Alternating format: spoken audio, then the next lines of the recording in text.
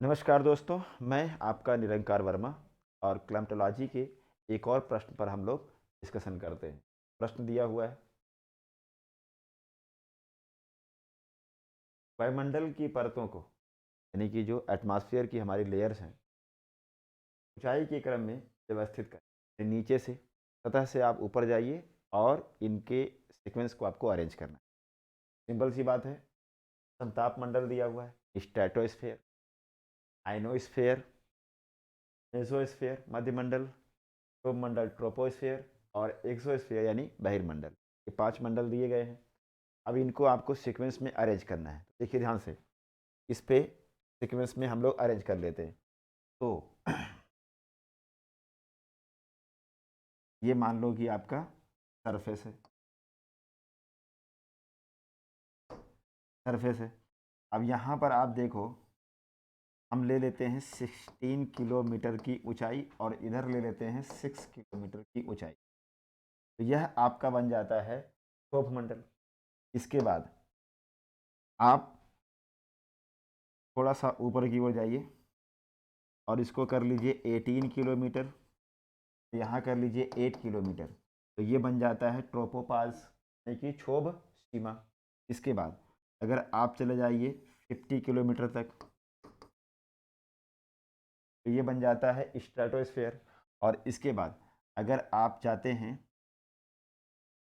88 kilometre पर, तो ये बन जाता है मेसोस्फेयर। और 90 तक चले जाइए, 90 किलोमीटर, तो ये बन जाता है मेसोपाज यानी मध्य सीमा।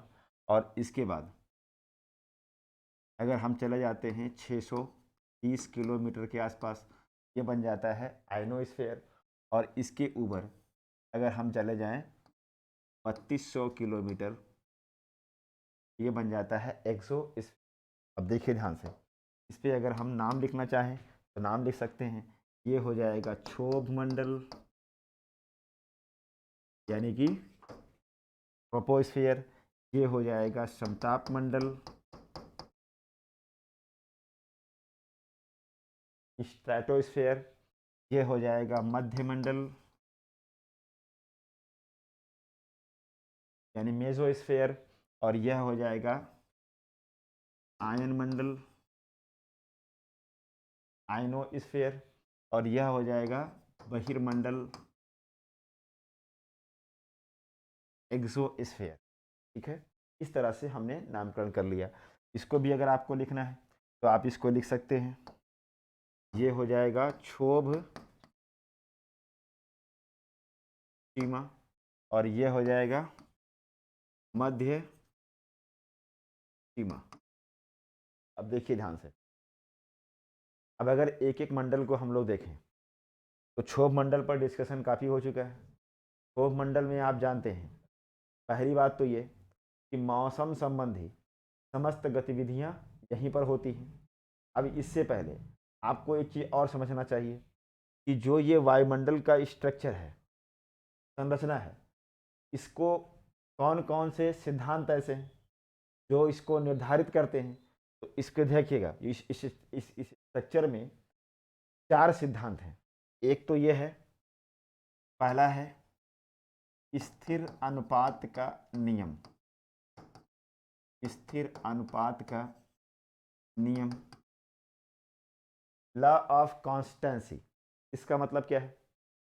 अगर हम आपसे कहें कि सरफेस से लेकर के और आप 90 किलोमीटर तक चले जाइए, तो इस वाले पार्ट को हम कहते हैं सममंडल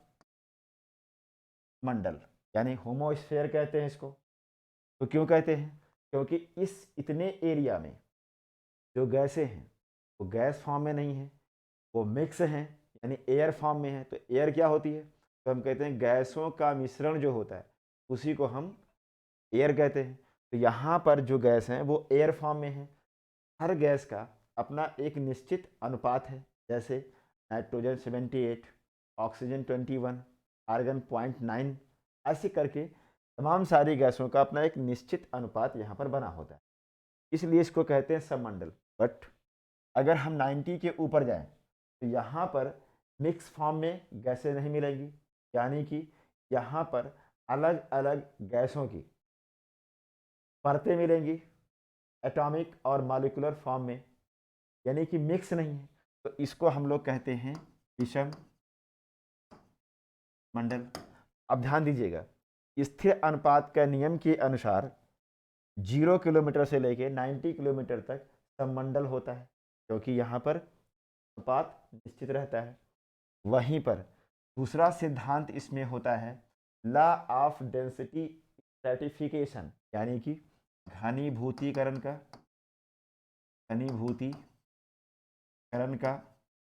सिद्धांत। अब घनीभूतीकरण का सिद्धांत क्या होता है? इसमें यह होता है कि जो गैसों की परतें हैं वो भारी से हल्की की ओर परत दर परत उनका डेवलपमेंट हो जाएगा। तो यहाँ पर क्या है, मिक्सर नहीं है, यहाँ पर अलग अलग गैसें प्राप्त होती हैं। जैसे अगर मैं आपसे कहूँ, यहाँ पर देखिए क्या मिलेगा आपको, नाइट्रोजन मिल जाएगा, है ना, फिर क्या मिलेगा, ऑक्सीजन मिल जाएगा। तो इस तरह से आपको लेयर मिलेगी गैसों की, इसलिए इसको विषम मंडल कहा जाता है। तीसरा क्या है? तीसरा यह है उत्प्लावन का नियम। उत्प्लावन का नियम, लॉ ऑफ बॉयंसी। तो लॉ ऑफ बॉयंसी क्यों है? क्योंकि आप देखते हैं इस वायुमंडल में विभिन्न प्रकार के धूल कण, बादल इत्यादि घूमते रहते हैं, उसी में उत्प्लावित होते रहते हैं। तो यानी कि इसमें उत्प्लावन का नियम भी लागू हो जाएगा। ठीक है, वहीं पर इसमें एक नियम और लगता है गुरुत्वाकर्षण का नियम, यानी कि लॉ ऑफ ग्रेविटेशनल फोर्स। तो ग्रेविटेशनल फोर्स कैसे काम करता है? आप जानते हैं कि जैसे जैसे पृथ्वी की सतह से ऊपर की ओर जाते हैं, वैसे वैसे गुरुत्वाकर्षण बल के प्रभाव में कमी आती है, जिसके कारण गैसों की सघनता में भी कमी आती है।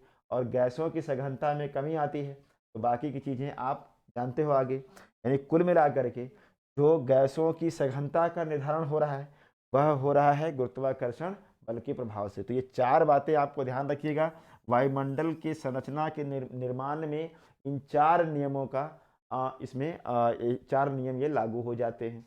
अब चार इसमें से कोई दे देगा 3 ऑप्शन और एक कहीं से बाहर दे देगा और पूछेगा कि इनमें से किसका रोल नहीं है स्ट्रक्चर में, तो आपको ध्यान रखना है ये चार सिद्धांत। अब चलते हैं क्षोभ मंडल में। तो क्षोभ मंडल में क्या है कि समस्त मौसम संबंधी गतिविधियां यहीं पर होती हैं, क्योंकि क्षोभ जो है ट्रोपो शब्द से बना है, यानी कि ट्रोपो का मतलब होता है ट्रोपो जो होता है वो ट्रोपोज से बना है, और ट्रोपोज का मतलब होता है विक्षोभ, यानी कि टर्बुलेंस। सारी जो विक्षोभीय घटनाएं होती हैं, संवहन, अभिवहन, वायु का आरोहण अवरोहण, बादल बनना, पानी बरसना, ये सारी चीज़ें जो है, साइक्लोन बनना, वो सब का सब क्षोभ मंडल में ही संपन्न होता है। तो हम कह सकते हैं क्षोभ मंडल में मौसम संबंधी गतिविधियां होती हैं।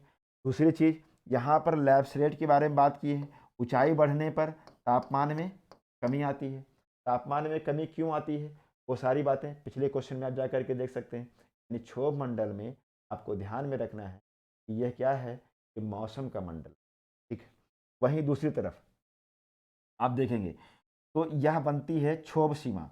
अब क्षोभ सीमा में क्या होता है कि इधर से एक एयर का फ्लो होता है ध्रुवों की ओर, विषुवत रेखा से तो वायु उठती है और क्षोभ सीमा से होते हुए जाती है ध्रुवों पर, तो कहते हैं पछुआ पवन। यानी पछुआ पवन जो वो पवन ग्लोबल पवन पढ़ते हैं वो नहीं है, इसको हम दूसरी पछुआ पवन है।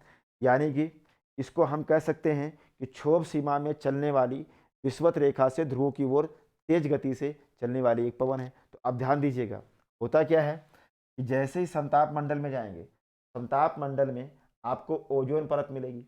हालांकि ओजोन गैस जो है 16 किलोमीटर से मिलने लगती है और लगभग 40 किलोमीटर तक मिलती है। हालांकि 22 किलोमीटर के पास, 21 किलोमीटर के पास इसकी डेंसिटी बहुत अधिक हो जाती है। तो अब ओजोन गैस का काम क्या है, ओजोन गैस कैसे बनती है, देखिए ध्यान से। विषुवत रेखीय क्षेत्र में अगर हम देखें यहाँ पर क्षोभ सीमा के ऊपर, तो यहाँ पर अल्ट्रावायलेट रेज आती है, और अल्ट्रावायलेट रेज जो होती है वो क्या करती है कि जो हमारा ऑक्सीजन है O2, उसको नवजात ऑक्सीजन के साथ फोटोकेमिकल जो रिएक्शन के थ्रू एक बांध बना देती है और इससे बन जाता है O3। यानी विषुवत रेखीय क्षेत्र में ओजोन का निर्माण होता है अल्ट्रावायलेट रेज के होने से। ध्रुवों पर अल्ट्रावायलेट रेज नहीं पहुंचती है, इसलिए जो ये ओजोन बनती है, इस ओजोन को फ्लो करती है ये पछुआ पवन इधर की ओर, ध्रुवों की ओर। और ध्रुवों की ओर चूंकि अल्ट्रावायलेट रेज नहीं है, और आप जानते हैं कि 6 महीने तक तो वहाँ प्रकाश ही नहीं होता है, और 6 महीने प्रकाश होता भी है तो बहुत कम होता है। इस कारण से यहाँ पर फिर से इसमें से ऑक्सीजन क्या हो जाता है, मुक्त हो जाता है, और यहाँ पर ओजोन परत विनाश हो जाता है। तो इस तरह से ये जो साइकिल बनती है, इस साइकिल को कहते हैं हम चैपमैन। और इन्होंने इस बात को बताया, इसलिए ओजोन लेयर को चैपमैन लेयर भी कहा। इतनी बातों को आपको यहाँ पर समझना है।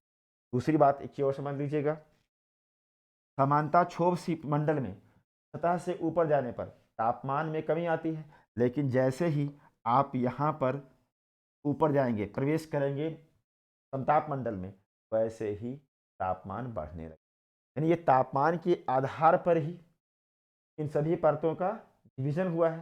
तो जैसे यहाँ पर पहुँचेंगे तापमान में वृद्धि होगी, तो प्रश्न उठता है तापमान में वृद्धि क्यों होगी। तापमान में वृद्धि इसलिए होती है क्योंकि सूर्य से आने वाली पराबैंगनी किरण को ओजोन जो गैस है वो ऑब्जर्व कर लेती है, और ऑब्जर्व करेगी तो तापमान बढ़ जाएगा। इसके कारण क्या होता है कि तापमान बढ़ने से आप देखेंगे एक संक्रमण जोन बन जा रहा है, ट्रांजिशनल जोन बन रहा है। इसको हम कहेंगे तापीय विलोमता की स्थिति बन गई। यानी कि जब ठंडी वायु के ऊपर गर्म वायु हो जाए तब उसको हम कहते हैं थर्मल इन्वर्जन, तापीय विलोमता। तो तापीय विलोमता की स्थिति कहाँ बनती है, यही क्षोभ सीमा के पास बनती है। तो अब देखिए चलते हैं मध्यमंडल में। तो मध्यमंडल में जाहिर सी बात है ऊंचाई बढ़ती जा रही है, तो गैसों की सघनता तो वैसे भी कम होती जाएगी, जिसके कारण यहाँ तापमान फिर से क्या होगा, तापमान फिर से घटेगा और तापमान पहुँच जाएगा -100 डिग्री सेंटीग्रेड तक। और -100 डिग्री सेंटीग्रेड तापमान है। दूसरी चीज यहाँ पर आपको नॉक्टिलूसेंट, कौन सा, नॉक्टिलूसेंट क्लाउड मिलते हैं, यानी कि निशा दीप्ति बादल। अब ये क्या है, तो निशा दीप्ति बादल कहाँ मिलता है, आप कहेंगे मध्यमंडल में मिलता है। ये क्या होता है, इसमें दो मत हैं। कुछ लोगों का मानना है कि जब ज्वालामुखी विस्फोट हो रहा था, गैसों का निर्माण हो रहा था, तो कुछ गैसें यहाँ तक पहुँच गई और यहाँ जा कर के कंडेंस होकर के बादल बन गई, और वो तब से लेकर के आज तक ये घूमते रहते हैं। इनसे वर्षा नहीं होती है, ये हमेशा ऐसे घूमते रहते हैं, चमकते रहते हैं। दूसरा मत ये है कि जब एकाएक औद्योगिकीकरण हुआ, यानी औद्योगिक क्रांति हुई तो अचानक से इस पृथ्वी पर बहुत सारा स्मोक निकला, धुआं निकला, और वह उड़ करके पहुंच गया इस मंडल में, और वह धुआं है। खैर अलग बात है, क्या क्या मत है उस पर आपको नहीं जाना है, आपको ये जानते रहना है कि निशा दीप्ति बादल कहाँ मिलता है, आप कहेंगे मध्यमंडल में मिलता है। ठीक है, अब देखिए इस मध्यमंडल के ऊपर यहाँ पर एक ऐसे ही बहुत तेजी से चलने वाली विंड मिलती है, इसको कहते हैं प्लेनेटरी घर्षण पेटी। तो अब ये क्या है, प्लेनेटरी ग्रही घर्षण बेल्ट है ये। इससे क्या फायदा होता है, देखो ध्यान से, आप देखते हैं कि जो अंतरिक्ष है, अंतरिक्ष में बहुत सारे मेटियोर हैं, उल्कापिंड हैं। अब वह उल्कापिंड कभी कभी पृथ्वी की ओर आने लगते हैं। जो पृथ्वी की ओर आने वाले ये उल्कापिंड हैं, जैसे ही इस प्लेनेटरी घर्षण पेटी के पास पहुंचते हैं, वैसे ही ये जल करके भस्म हो जाते हैं। जब जल के भस्म हो जाएंगे तो पृथ्वी पर तो हम लोग रहते हैं, तो यहाँ पर ये नहीं पहुँचेंगे और हमारी क्या होगी। एक चीज़ ध्यान रखिएगा, प्लेनेटरी ग्रही घर्षण पेटी कहाँ है, आप कहेंगे मध्य सीमा या मध्य मंडल के ऊपर, नॉक्टिलूसेंट क्लाउड, और तापमान -100 डिग्री। अब देखिए ध्यान से, फिर जैसे ही आयन मंडल में पढ़ेंगे, अब देखिए दो मंडल जो ये हैं, यानी कि बहिर्मंडल और आयन मंडल, इन दोनों को ही हम कहते हैं थर्मोस्फेयर। किताबों में बहुत जगह पर केवल आयन मंडल को थर्मोस्फेयर कहा जाता है, तापीय मंडल, बट ऐसा नहीं है, दोनों ही तापीय मंडल हैं, क्योंकि दोनों का तापमान बहुत ज़्यादा है। अब तापमान यहाँ क्यों बढ़ रहा है, देखिए ध्यान से। तो यहाँ पर हमने कहा कि यहाँ पर गैसें जो हैं मॉलिक्यूलर और एटॉमिक फॉर्म में लेयर वाइज मिलेंगी, जैसे नाइट्रोजन, ऑक्सीजन, हीलियम, है ना, ऐसे मिलना शुरू हो जाएंगे। तो अब क्या होता है कि जो इसके एटम होते हैं, मॉलिक्यूल्स होते हैं, वह सूर्य से आने वाली अल्फा, बीटा, गामा, अल्ट्रावायलेट, इन सब रेजेस जो होती हैं, इनकी इन कणों पर बम्बार्डिंग होती है। गैसों के जो कण होते हैं इस पर बम्बार्डिंग होती है, जिससे ये क्या हो जाते हैं, इनका आयनाइजेशन हो जाता है, आयनीकृत हो जाते हैं, ये चार्ज हो जाते हैं, जिसके कारण तापमान यहाँ पर बढ़ जाता है। तो तापमान बहुत ज़्यादा हो जाता है, 35 डिग्री, 3500 डिग्री सेंटीग्रेड, 3500, 4000 तक। तो आप देखेंगे कि यहाँ पर क्या है, हमने कहा कि जो गैसों के कण होते हैं वह alpha, beta, gamma, ultraviolet rays की बम्बार्डिंग से आयनित हो जाते हैं, जिसके कारण तापमान यहाँ पर बढ़ जाता है। आयन मंडल, अब ध्यान दीजिएगा, आयन मंडल में दो परतों को आपको याद रखना। एक परत बनी है नाइट्रोजन गैस से, इससे बनी है नाइट्रोजन गैस से। तो नाइट्रोजन गैस से जो परत बनी है उसको ध्यान दीजिएगा, उसको कहते हैं ई लेयर। क्या कहते हैं, ई लेयर कहते हैं।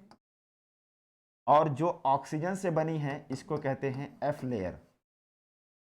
ये दो परतों को जरूर, हालांकि और सारी परतें हैं, लेकिन इन दोनों को जरूर से याद रखिएगा। अब देखिए ध्यान से, जो नाइट्रोजन से निर्मित ई लेयर है, इसको ध्यान रखिएगा कि ये दिन में एक्टिव होती है, और पृथ्वी से जो संचार के लिए, रेडियो संचार के लिए जो रेडियो तरंगे भेजी जाती हैं, तो दीर्घ रेडियो तरंगों को यह परावर्तित करती है। यहाँ से भेजा जाएगा तरंगों को, रेडियो वेव्स को, और ये वापस कर देगी। तो ये तरंग कौन सी है, लॉन्ग रेडियो वेव है। दीर्घ रेडियो तरंग को ई लेयर परावर्तित करती है। तो जब लॉन्ग वेव होती है तो वह बहुत दूरी तक संचार को नहीं प्रसारित कर पाती है, यानी लंबी दूरी का संचार इससे नहीं पाता है। अब इस लेयर को क्या कहते हैं, इसको कहते हैं केनेली हैवेसाइट। हैवेसाइट, इस लेयर को कहते हैं केनेली हैवेसाइट। वहीं पर जो एफ लेयर है ये रात में एक्टिव होती है, और इसके द्वारा शॉर्ट रेडियो वेव को रिफ्लेक्ट कराया जाता है। इस कारण से यह लंबी दूरी तक संचार व्यवस्था को स्थापित करती है। तो हम कह सकते हैं एफ लेयर के द्वारा लघु रेडियो तरंगों को परावर्तित किया जाता है, और ई लेयर के द्वारा दीर्घ रेडियो तरंगों को परावर्तित किया जाता है। बस ध्यान रखिएगा, पीसीएस में जनरली पूछ लेगा कि रेडियो तरंगों को किस मंडल से परावर्तित कराया जाता है या किया जाता है, तो आप कह सकते हैं आयन मंडल। बट यूपीएससी क्या करेगा, यूपीएससी तो आपको इसी में एफ घुमाएगा। अब इस एफ लेयर को कहते हैं एप्लेंटन लेयर। एप्लेंटन लेयर बोलते हैं इसको, नाम याद रखिएगा, एप्लेंटन लेयर किसे कहते हैं और केनेली हैवेसाइट लेयर किसे कहते हैं। तो ये एक बात ये हो गई। तो आप तापमान के बारे में जान गए कि तापमान यहाँ बढ़ जाता है, वहीं पर आपने ये भी देख लिया कि यहाँ पर रेडियो तरंगों का परावर्तन होता है। अब तीसरी बात समझिए, आपने दो शब्द सुना होगा, एक है अरोरा ऑस्ट्रियालिस और एक है अरोरा बोरियालिस। तो बोरियालिस का मतलब होता है नॉर्थ, ऑस्ट्रियालिस का मतलब होता है साउथ। तो यहाँ पर क्या होता है कि अरोरा बोरियालिस और अरोरा ऑस्ट्रियालिस की घटना होती है। अब बेसिकली ये क्या है, तो बेसिकली इस पे बहुत सारे रिसर्च हो रहे हैं, फिर भी आपको सिर्फ इतना समझ लेना है कि जो सूर्य है, उस सूर्य का जो अपना एटमॉस्फेयर है, वायुमंडल है, अब सोचो कितना उसका तापमान होगा, बहुत तापमान होगा। तो वहीं से कुछ हीट वेव जैसा हीट वेव जैसा तरंगे वहाँ से चली आती हैं कहाँ पर, आयनमंडल में। वही उत्तरी पोल पर ये चमकती हैं अलग अलग कलर से, और दक्षिणी ध्रुव पर चमकती हैं। इन्हीं को हम अरोरा बोरियालिस और अरोरा ऑस्ट्रियालिस की घटना कहते हैं। तो अरोरा बोरियालिस, अरोरा ऑस्ट्रियालिस किस मंडल से संबंधित है? आप कहेंगे आयन मंडल से संबंधित। ठीक है, इसी प्रकार से अगर आप बहिर्मंडल में जाएंगे, यहाँ पर भी आप देखेंगे चार्ज पार्टिकल ही मिलेंगे, जिसके कारण तापमान में और ज़्यादा वृद्धि हो जाएगी। और तापमान में वृद्धि बहुत ज़्यादा हो जाती है, लगभग 5600 डिग्री सेंटीग्रेड तापमान यहाँ पर हो जाता है। साथ ही साथ आप देखेंगे जो हमारे उपग्रह होते हैं, यानी कि जो कृत्रिम उपग्रह होते हैं, लाइट लॉन्च किए जाते हैं, वो हमारे बहिर्मंडल में ही स्थापित किए जाते हैं। तो आपसे एक प्रश्न ये है, आप कमेंट करके बताओ कि वायुयानों के उड़ाने के लिए इसमें कौन सा मंडल सही रहेगा? क्या क्षोभ मंडल रहेगा या संताप मंडल रहेगा? जल्दी से कमेंट करके आप लोग बताइए। इस तरह से हमने वायुमंडल की संरचना को समझ लिया। आप चले आते हैं क्वेश्चन पे। तो क्वेश्चन में देखिए, सबसे नीचे कौन सा होगा? क्षोभ मंडल होगा। ठीक है, इसमें मिला। फिर क्या होगा? समताप मंडल। फिर क्या मिलेगा? मध्य मंडल। फिर मिलेगा आयन मंडल। फिर मिलेगा बहिर्मंडल।